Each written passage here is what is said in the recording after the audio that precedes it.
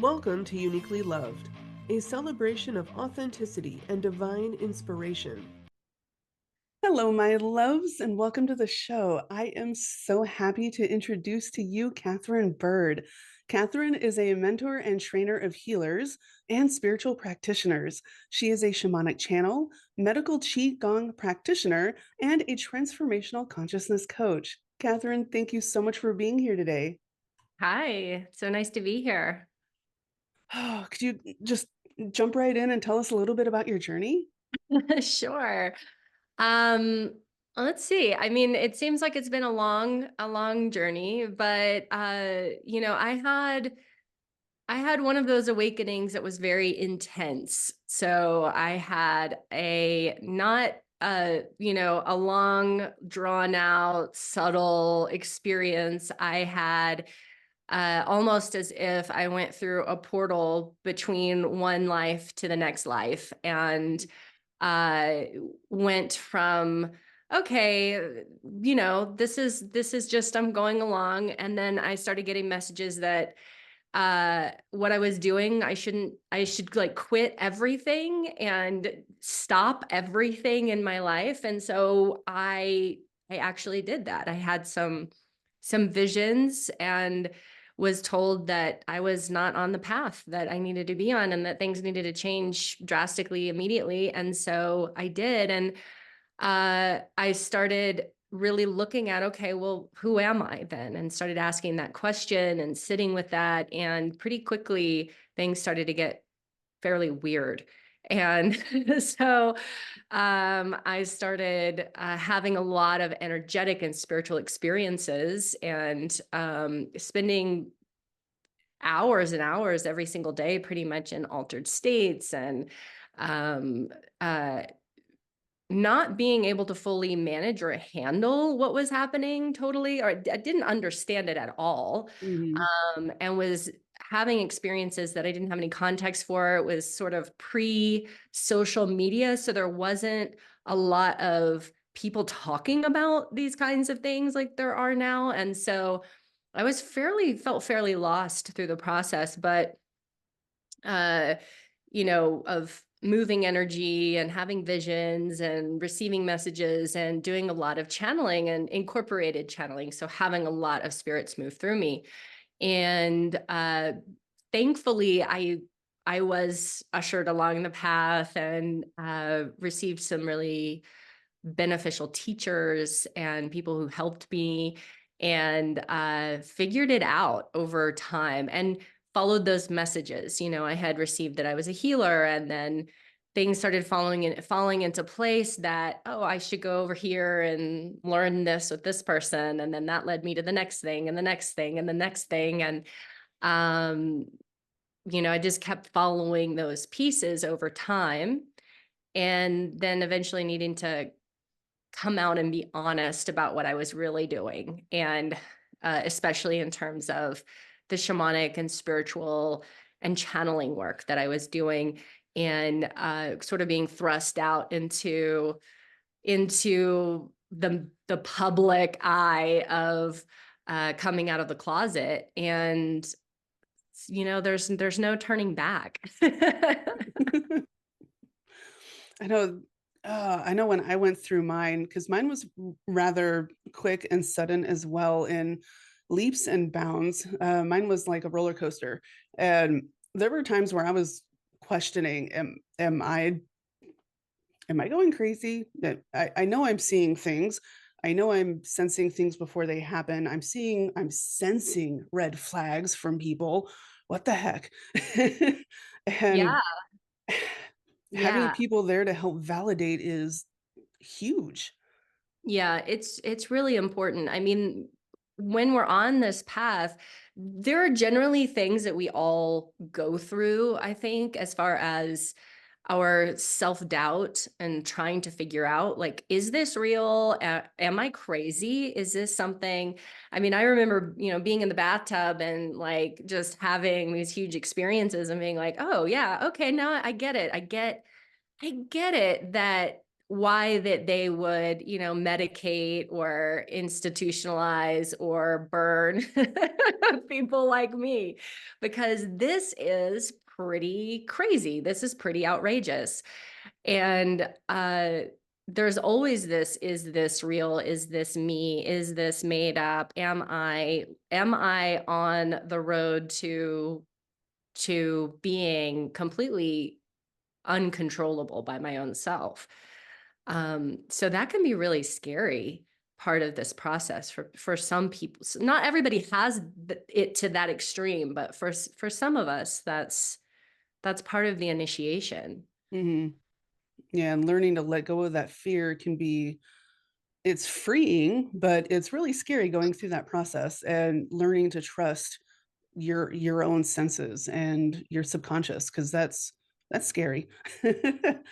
Yeah, and I think that in this world, in our society, for most people, trusting things that you can't see, trusting your felt sense, trusting your body, trusting what your understanding of just what you know, just because you know it, not because there's any outward proof of that, has been, you've had a whole lifetime of people telling you that's not real, that's not possible, stop it.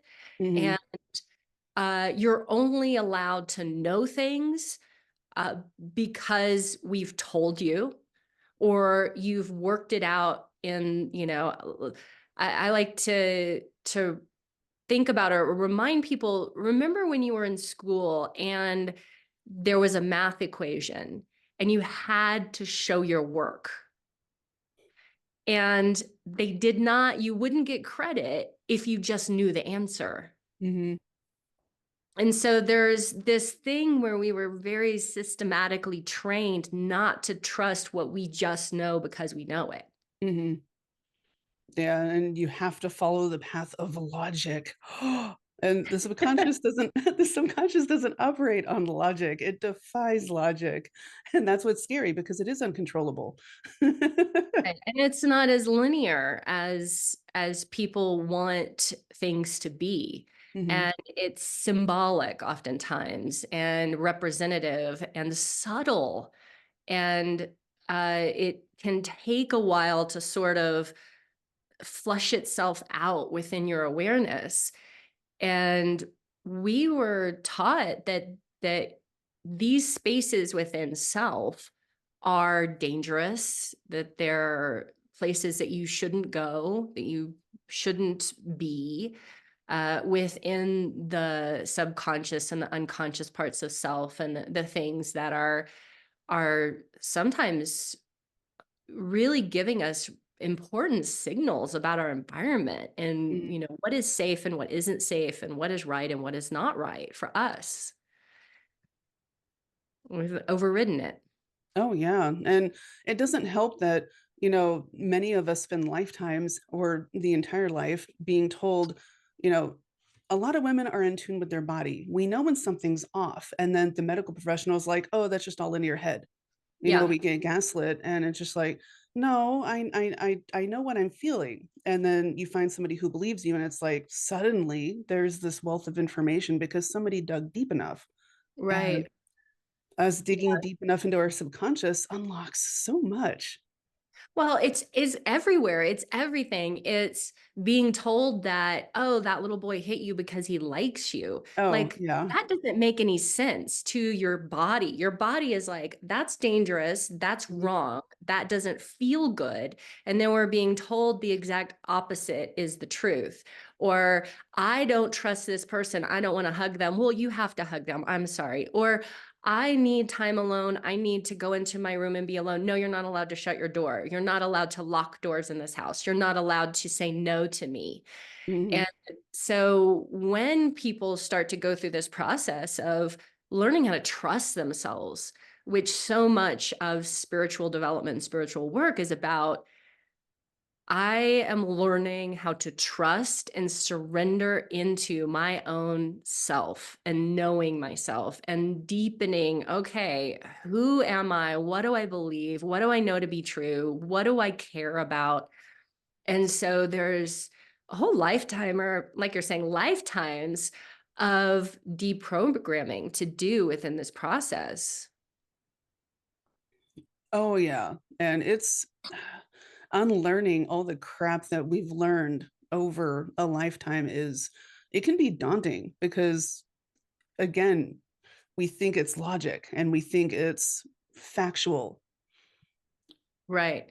But that's the distortion, Hmm. right? That's the distortion that's come into what we would call logic or fact or science. All of these things have been distorted. So because they all arose out of spiritual practice and understanding, connection to nature, connection to the goddess, connection to the earth, connection to the elements and the minerals and everything that is, from a deeply connected personal space and experience, listening to what is available to us and building logic, building science, building structure, building all of these things out of that place, out of that true mystic's path. It all Hmm. arises from there, but we've lost that.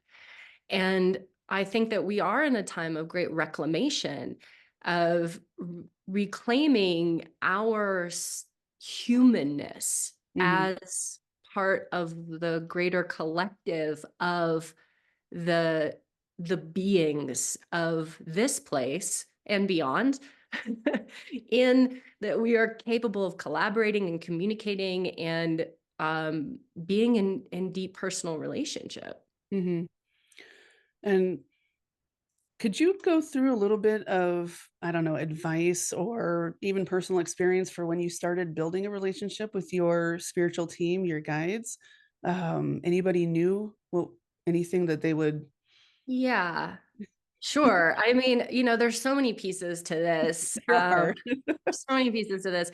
I mean, number one, I would say that when you're doing this kind of work, it can be destabilizing because you're shifting things really quickly, or you're connecting to a lot of things at one time. And so it can be helpful to sort of narrow things back for yourself and focus on number one, fit your physical body. Like, we think that our spiritual development is all going to be this stuff up here, and that we need to, like, be out of our body, and we need to be in this ethereal space. But the most supportive things that you can do are take care of your physical body, get back in touch with your physical body, do things your physical body wants and needs.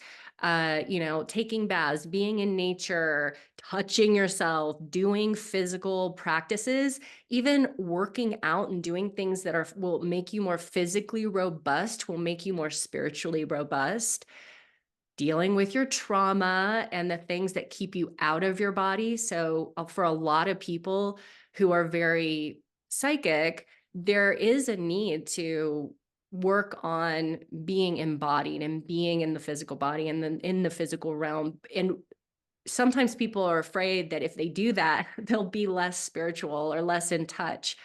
But it's really helpful to work with the physical body and the energy, to work with your energy body and to learn like what's going on in the internal energy body, how that functions, with your central channel and your energy centers, and how do you cultivate energy and hold energy, and be able to run high frequency energy through your system Hmm. and into your field, so that you are more robust, both physically and energetically, so that spiritually you can interact and not take things on and not be connecting to things you don't really want to connect to, and to have this greater sense of safety and protection, not necessarily from, oh, something's going to protect me, but from, I am that protects me. Hmm.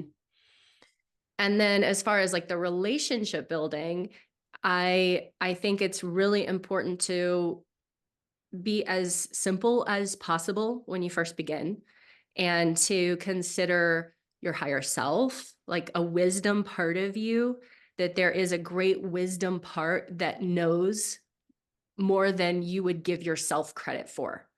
So that there is a part of you that's like, yes, that's good for me. That's not good for me. Yes, I feel that that is beneficial, expansive, good.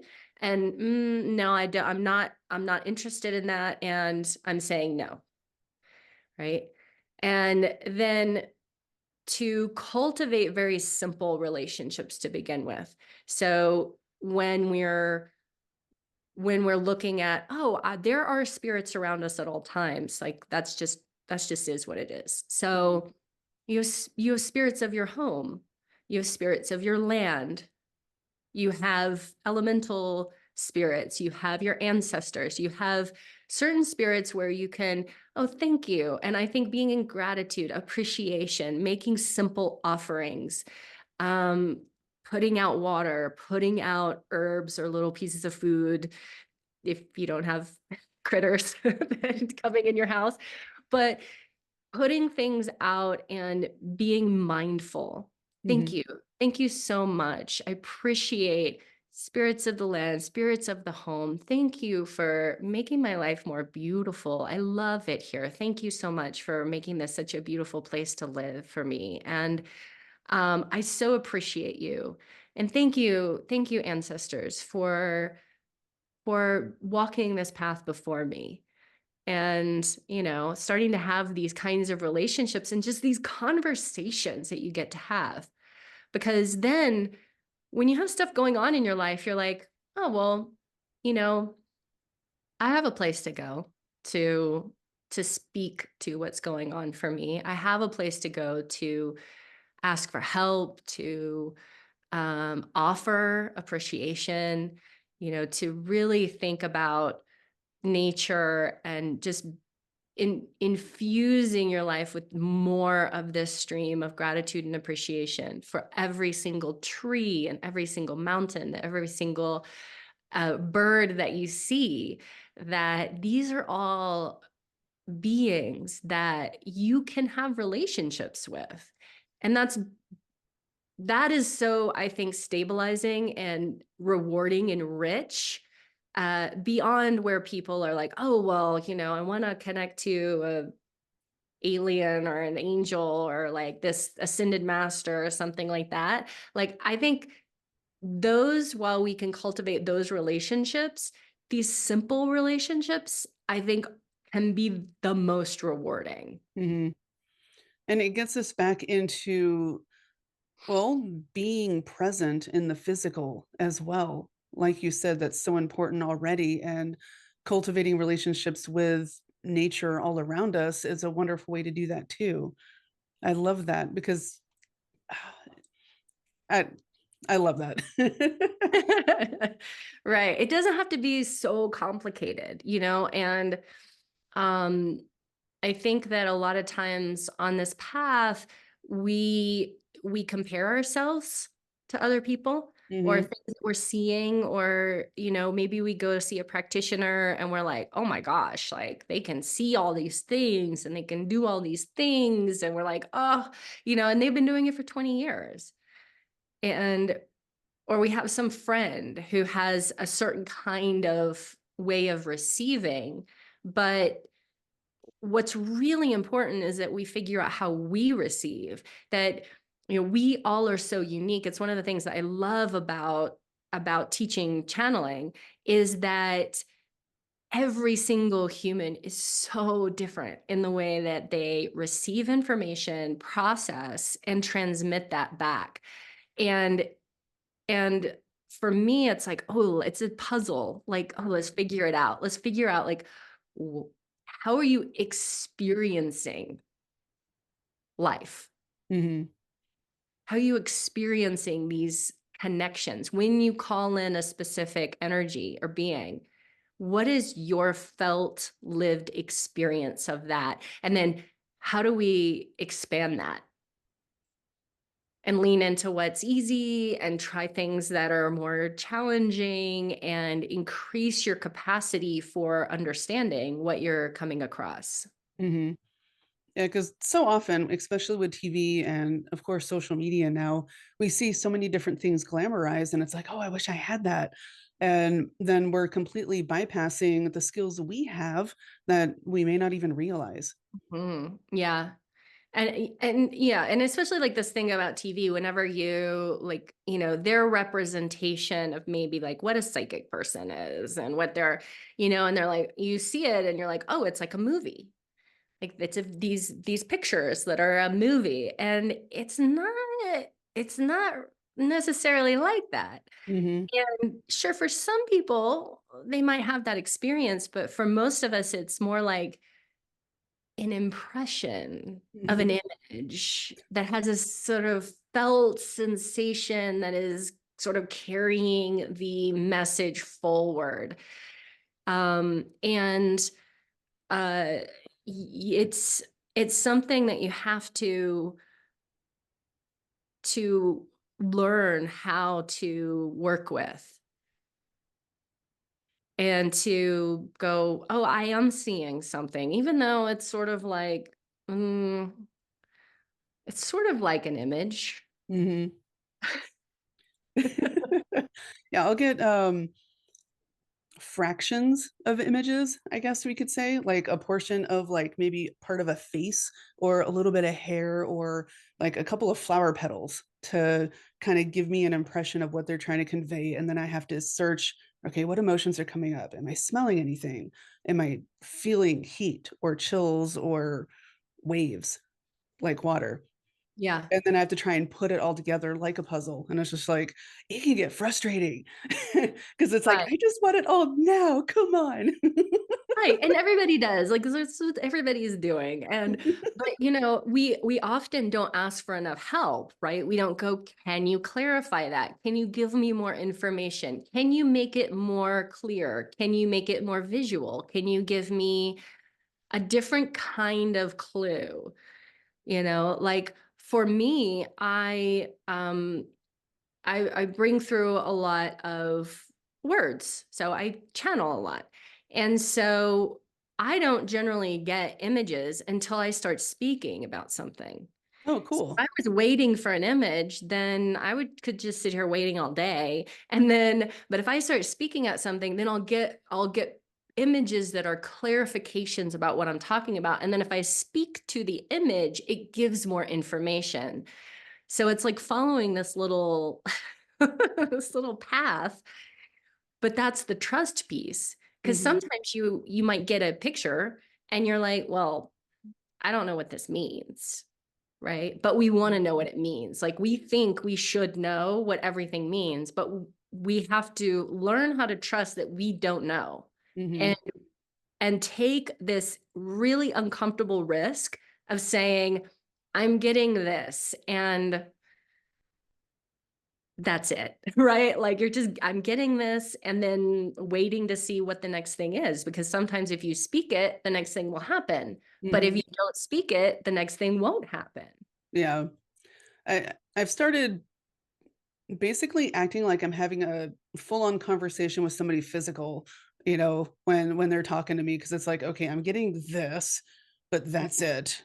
And then, once I could start hearing, it'd be like, oh, wait, hold on. And then like the image might shift or I might get some sensation to go along with it. So Yeah. the asking piece is huge. It took me forever to realize, oh, I can ask because Yeah. I And don't know. We so complicate things. often, so often they will talk about how that um you don't ask enough.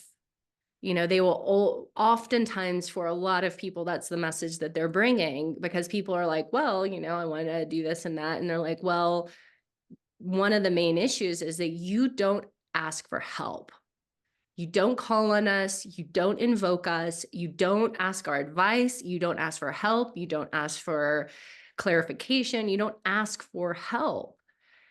And so I think that that's one of those pieces about your own practice and developing your practice. It's like you want to be in this flow where the energy is constantly moving, the information is constantly moving. And I think that's why we need to focus on I'm making offerings, I'm making prayers, I'm giving, I'm grateful, I'm appreciative, I'm lighting the candles, I'm putting the incense, I'm putting the water, I'm putting the herbs, I'm placing these things, I'm giving, and then I'm also asking, I'm calling upon, I ask for your presence in my life, I ask for your help, please help me.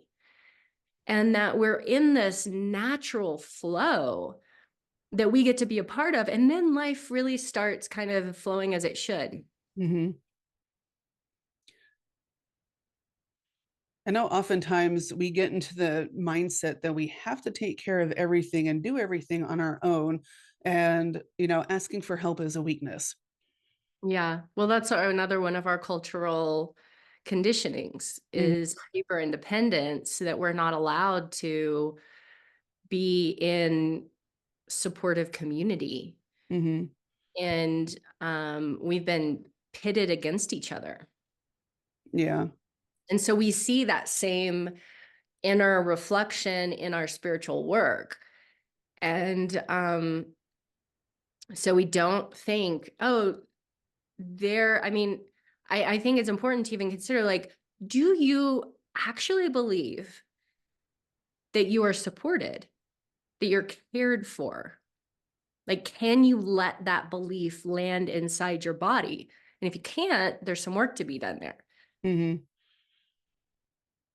Yeah, there's a lot of,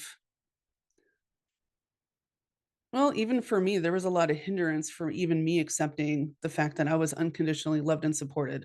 Because for a very long time, I had to earn love. At least Right. that's how I was made to feel. And I know a lot of people, you know, whether they grew up or had other relationships that taught them that. And that's something we have to deprogram and get out of. Yeah. Yeah. It can be very challenging to believe that love is unconditional, that there is that it even exists, Mm-hmm. or that love, like that there is an abundance of love that exists in all places at all times, and I am that. Because that changes your life. Yes. You're no longer operating from a deficit, you're no longer operating from the not enoughness, which is one of the great plagues of our world, is that I'm not enough. And I think that in our spiritual practice that, we can come from this place where we're not enough and we don't, which, we've all grown up within the context that God doesn't love you just because you exist. It's infused throughout these teachings that your very existence is not enough. And that was a really potent way to manipulate people into constantly having to work their lives away to give their blood, sweat, tears, money, possessions, and everything that they have and own in order to support religious institutions to have power and wealth and control. But let's not do that anymore. Like, let's actually see what's real, that beyond these programs we've been offered, there is an abundance of love. And anything else that, I mean, you look outside, this is the most beautiful place ever. Oh yeah. And it doesn't matter the season. There's always something beautiful to be found. Yeah, there is. I live in Santa Fe, and the skies here are just amazing. And it's like, every single day, like, what is going on out there? Like, well, look at that cloud. That is just stupendous that exists in this moment, and it's changing. I'll do cloud gazing with my daughters and make up stories with some of the shapes and stuff that we find and infuse, some of the spiritual meanings that I've learned along the way with some of the shapes that they find to I help love teach them. that. I love that. Yeah.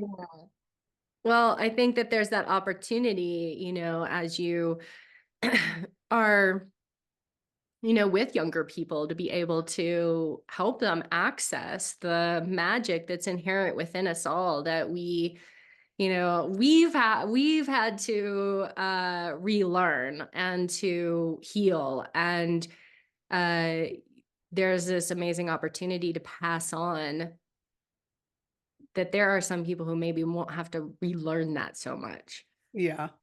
Oh yeah. My oldest is 10 and I'm working on her self-esteem so she doesn't grow up the same way I did. Shy little wallflower and everything. My journey has been super empowering and I'm trying to help encourage them as much as I possibly can so they don't have to unlearn anything. We're human, so there'll still be some things, but Yeah, we all have our path to tread and those yep. lessons to learn over and over again. Yeah, and some lessons are harder than others. Well, it's like I always look at those things and I'm like, yay, oh, this is hard. Okay, great. Like there's something really here. There's something really here too. That's this is hard. I mean, when it's really hard, when you're like, wow, this is so, so, so hard. It's like to be able to find that place within yourself to go, oh, this is so hard. And wow, I am so grateful to be able to feel the sensations of this. I'm so grateful to be able to feel like, wow, this is so painful. Isn't it incredible just the amount of pain that I am capable of experiencing in this moment? Or this is a really hard lesson that I thought that I learned before, and now here I am learning it again. And okay, all right. So what can I get out of this? How am I going to grow? I know I'm going to grow. I know that I'm doing such a good job growing here. Yeah, shifting to that mindset it's revolutionary because it focuses us more on moving through it instead of staying stuck in it. Yeah. And You I know, found a lot of times when we're going through the really, really hard stuff, breakthrough is usually right around the corner. yeah. Yeah. I mean, it's those moments, with I have, we all have our best friend that we call and talk to. And so it's those moments where both of us will go, okay, how are you? And it's like, well, I'm okay, not okay. I'm not okay. Okay. Like I am not okay right now. And I'm okay because I have the lived experience to know that when I'm not okay, I'm still okay. I Hmm. have the nervous system regulation enough to know that, wow, I'm feeling all of this, but at least I'm in my body and at least I'm feeling things. And I know that I am not okay right now, but I also know this too shall pass. And even in the not okayness of this, I am okay. And I think that sometimes when we're young and we're like, oh gosh, everything is so intense, and I haven't been through this before, and my world is crumbling, and maybe something happens like, oh my God, I'm never gonna recover. I'm never gonna love again. I'm never gonna put myself out there again. I'm never gonna have a job as good as this. I'm never going to, have something that was as good as what I had before. But I think that after lived experience, you start to realize, oh, actually things just get better. Like when you lose stuff, there's grieving and there's sadness and there's process in that. And life does move forward where you do find a deeper sense of self-love and peace throughout the whole process. Hmm. Oh yeah. And I know for me, a lot of my hardships have been stepping stones to get me to where I am. Yeah. And some of us just have to learn things the hard way. Yeah, a lot of us are stubborn and we do learn that way. It's like we can say, hey, I would like to change that. And I am willing to learn things in an easier way, in a more easeful way. Like let's learn things in a more easeful way. I see that I am quite stubborn, and I'm willing to let some of that go so that I can learn more easily. Oh, there you go, talking about asking for help again. Exactly. I mean, so much of our, our work is like being willing to let things in, Hmm. being willing to like, oh, do I have to let in that I am like this special, magic, beautiful being and accept that? Like that is that's probably one of the harder things to let in is like, oh, I am unconditionally lovable. I am special and magic, and I have something to offer. Hmm. Well, a lot of us, you know, we're brought up thinking, or we're conditioned to think that, if we brag about anything, if we even compliment ourselves, then we're egotistical and we're conceited, when that's not the case. Mhm. You can be proud of yourself and accept that you are magical and you are powerful without going into the whole egotistical aspect of that. Yeah. Yeah. I mean, it's kind of like, narcissistic people don't usually ask if they're narcissistic. But people who are on the other end of the spectrum are often asking, am I being narcissistic? Well, we've seen that and we don't want to be that. So we try to stay far away from that. Unfortunately, it's usually to our detriment. Right, because then we're like, "Oh, I don't wanna be powerful. I don't want to be controlling. I don't want to take over something. I don't want to be that person that I've seen that is, the example that we're holding things up against." Yeah. Um, but sometimes we have to in this life, for some of us, really step forward and be willing to take some pretty big risks. And I think especially with if you're called to spiritual work and you're called to being a healer, if you're called to being a channel, if you're called to helping other people, there is a very real process of stepping into that role and stepping into holding that and the responsibility of it, the ethics of it, the care of it, the honor that you hold as that role. And it takes something. Like it really takes something. It's not some small feat. I think that sometimes people think that it should be easy, and then they're really surprised at how challenging it is to, well, I'm called to this thing. If I'm called to this thing, then why is it so hard? Why is it so hard to tell people that I do this, or to offer it, or to ask for money, or to post a post about it, or to uh build something around it, invite people into it? It can be, look, it can just feel like you're just ripping yourself apart in that process. Hmm.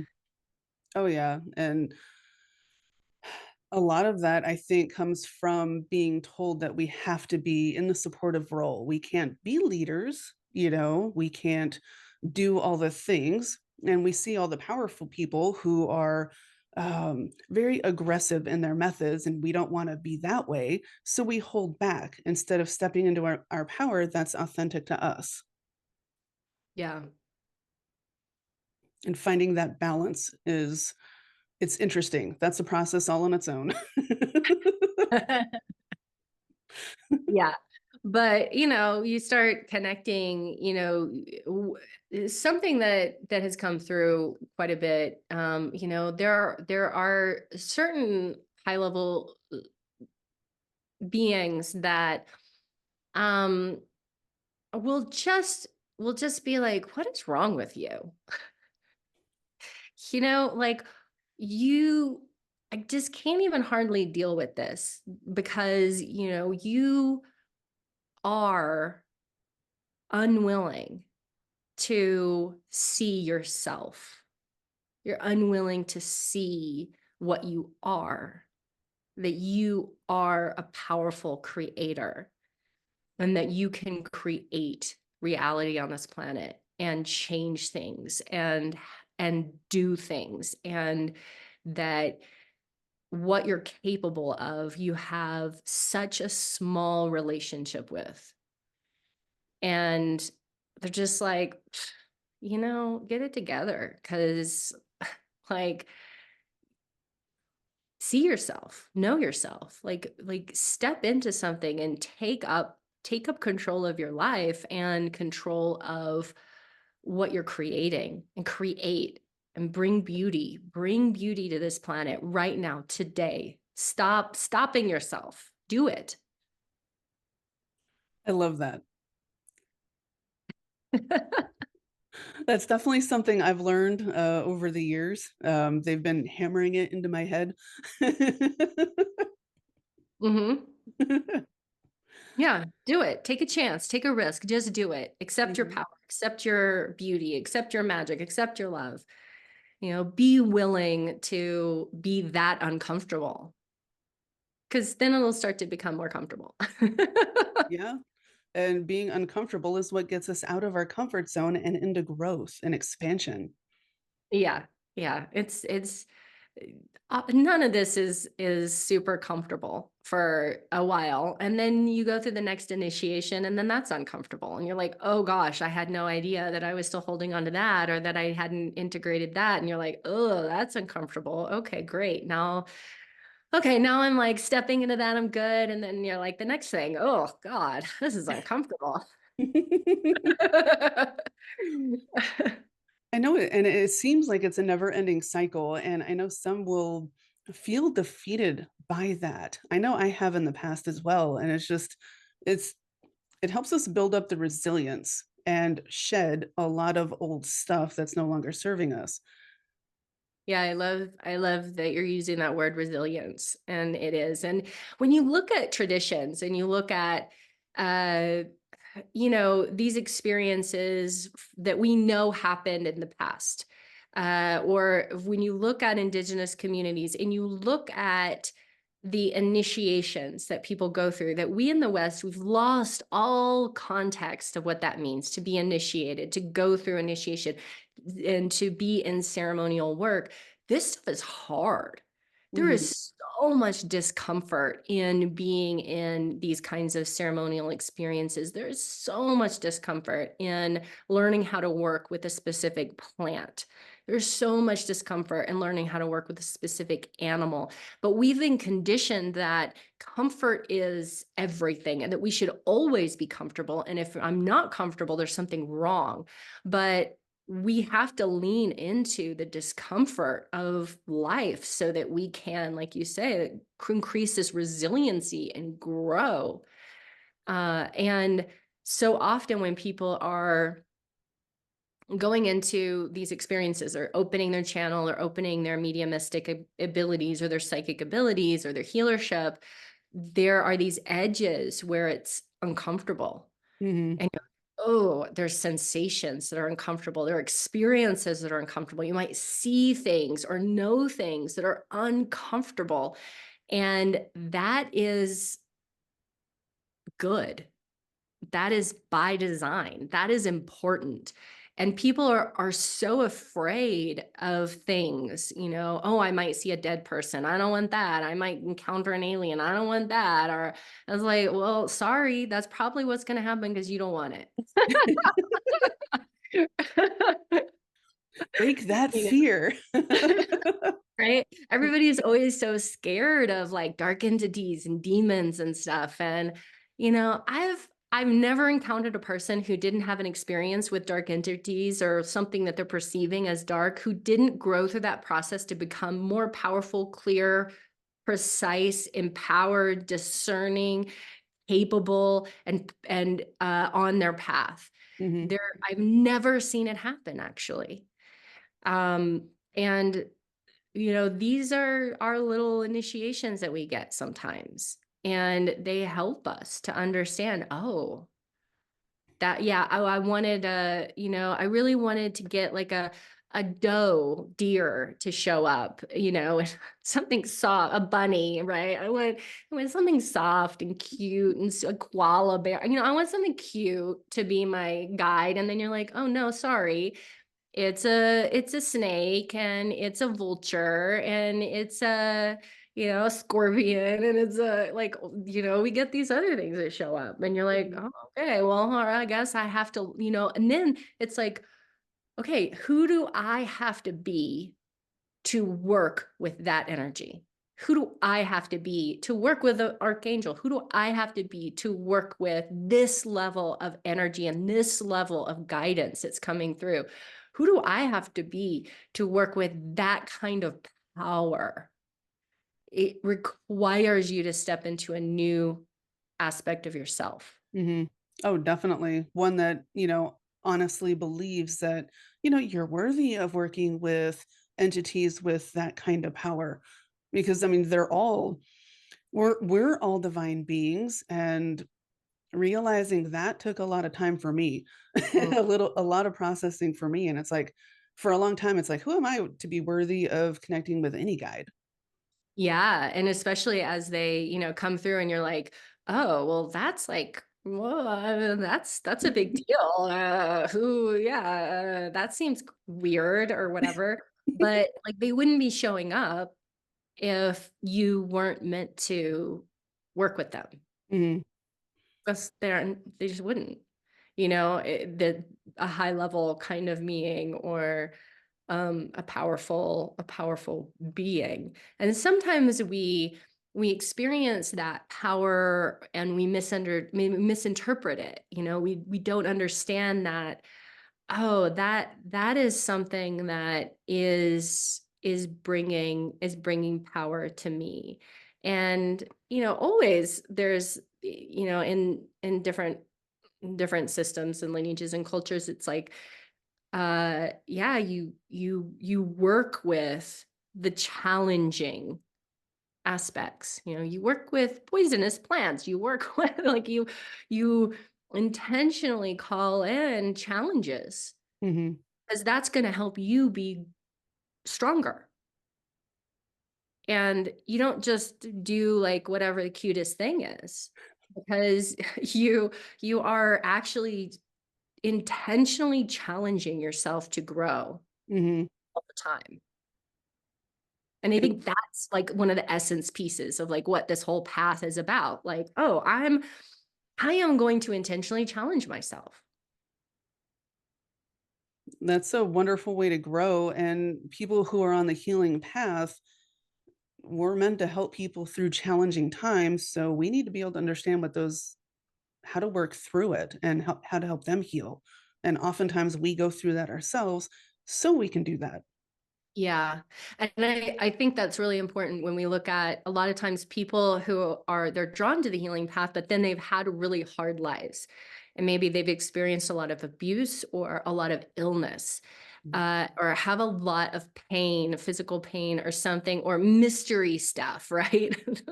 All the mystery things that we get. And so they will interpret that, how could I be a healer? How could I help people if maybe I've had all this stuff, or I still have things that I'm working through? And so they'll hold themselves back Mhm. from training and from offering. And that is, I think that's often a mistake that people make, that they're not capable of helping people because they've had such a hard time, when that hard time has been the crucible by which they learned the intricacies of true compassion. Mhm. And compassion is the seed of the core of the healer. And if you can't touch that level of compassion and understanding for the pain of humanity, then you can't really step into this. And one of the ways that we learn that is by having hard times. Yeah. And unfortunately, I think too many people equate the healing spiritual journey to like going to school to become a doctor. And it's like, oh yeah, you learn all the steps. That means you're fully healed and then you can be a healer. It's like, no, it's always a process. We're human. We're always shedding. We're always letting go. We're always learning, growing, and expanding. And we lead by example. Hmm. Yeah. And you not only lead by example, but you teach people how to channel, how to step into their power, how to become the healer that they're meant to be. Yeah, I do a lot of things. So I have a lot of programs. I do have a channeling program, Open Your Channel. I've been teaching that program for 8 years. And then I have an additional program after that for it's a year long working with different beings. And then I have people who've continued on for years after that in an apprenticeship program. And then I have a program for healers specifically that is really working on yourself and then developing the skills to work with other people. I have a business program that is for healing practitioners who are looking to take all this training that we do. Because so many people take so many certifications and so many trainings, and then they don't know how to just put it out there. Mhm. And I have a Qigong program working with Chinese energetic medicine and emotional alchemy and your nervous system and really cultivating power and healing yourself. And those are kind of my main things. And then I have a lot of other little programs that I offer as well. That is awesome. Where can people find out more information? I'm pretty easy to find, Katherine Bird, so katherinebird.com, and I'm on YouTube. I have a podcast called Shaman Sister Sessions. I'm everywhere on all the things. Facebook and Instagram, and I just joined TikTok. We'll see if it lasts.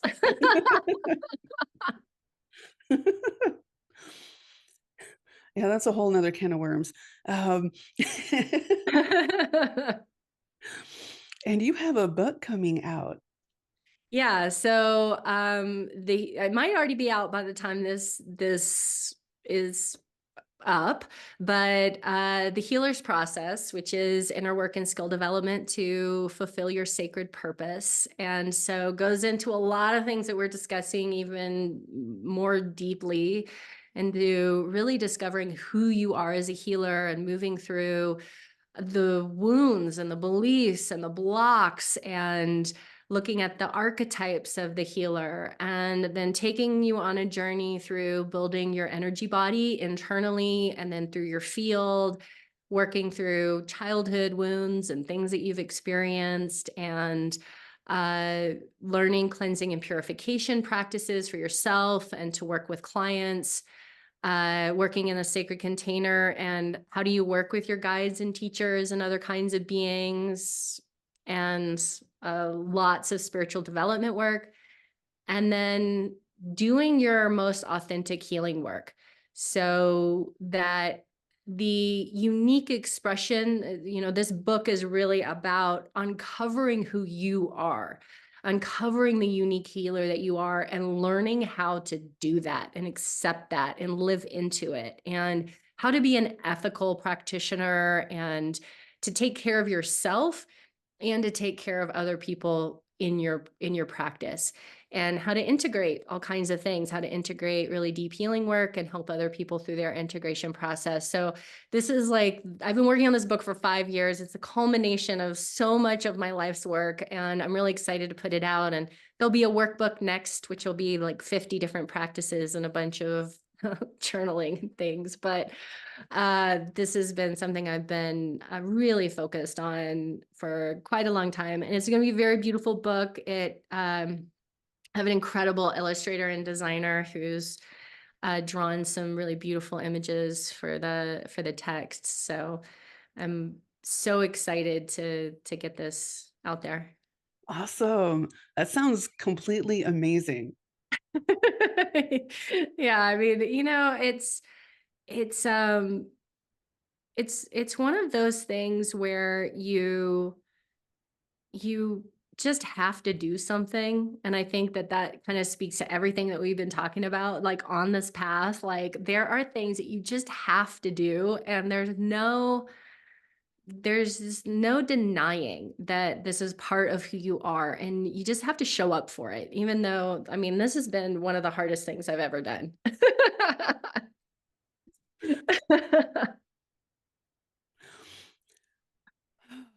But oh, your entire practice and everything, all the different modalities that you bring to the forefront for people to help them grow it's amazing. Oh, thank you. Yeah. I mean, so much of this, it's just like going back to, oh, the hard times, or going back to the struggles, going back to the illnesses, the pain, the physical things, you know, everything that I have done and learned is because I had to. Because I was like, oh, I need to show up in this kind of way. So I need to train in this kind of way. I need to study in this kind of way. I need to develop in this kind of way. And so that's what I just bring to my work is like, wow, if I had, if I had had all of this sooner, I would have gotten further faster.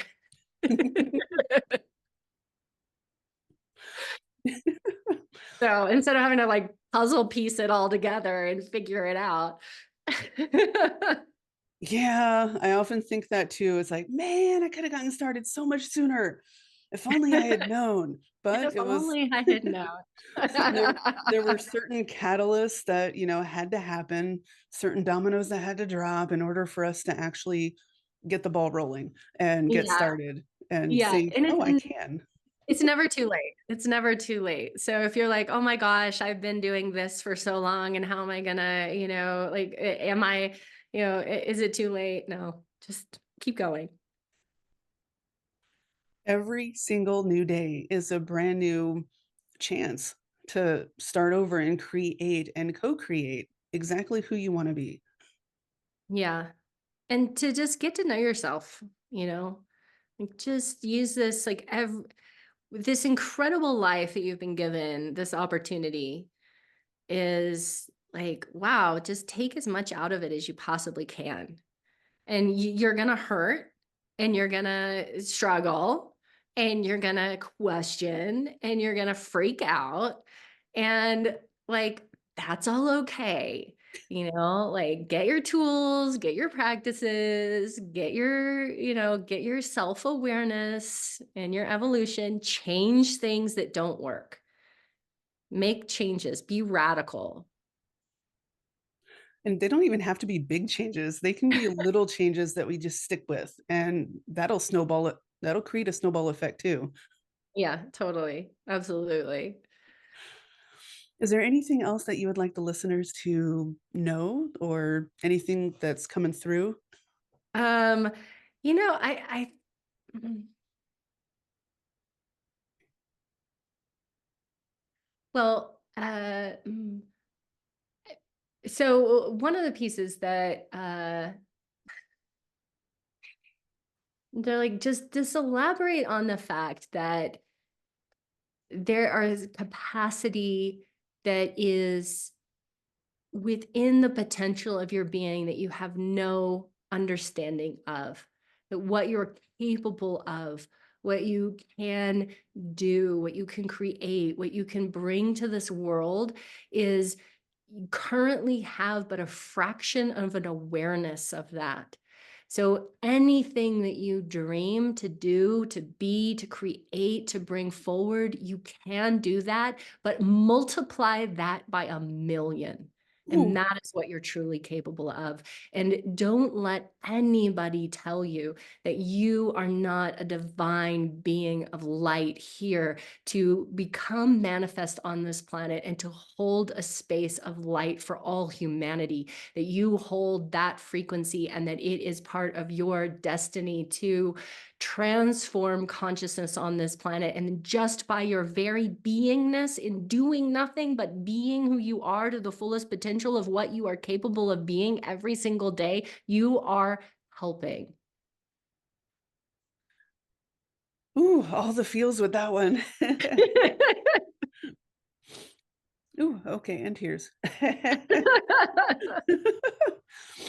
Yeah. Okay. That's So that's that's awesome. And then the realization that we are fully 100% supported as we realize that potential and strive for it is it's freeing and helpful. Yeah, you're not alone. Hmm. I think we often think we're really alone, and maybe like you grew up in a home where people were like, "Why are you so weird?" And why are you so sensitive? And why are you such a crybaby? And why are you like that? Be Hmm. like us. Stop it. And so you take in and you take on that you're alone, and you're not, because there's a lot of us and there's a lot of them. So team up. Yes. Yes. Find your soul family in the physical and connect with all your guides. Yeah. Yeah. Thank you so much for being on the show. It has been an absolute pleasure. Thank you so much. It's been great speaking with you. I will definitely be putting all the links in the description to include the links where everybody can find your amazing book and just scroll on down and click and go right there and buy it. Okay, great. Thank you. Thank you.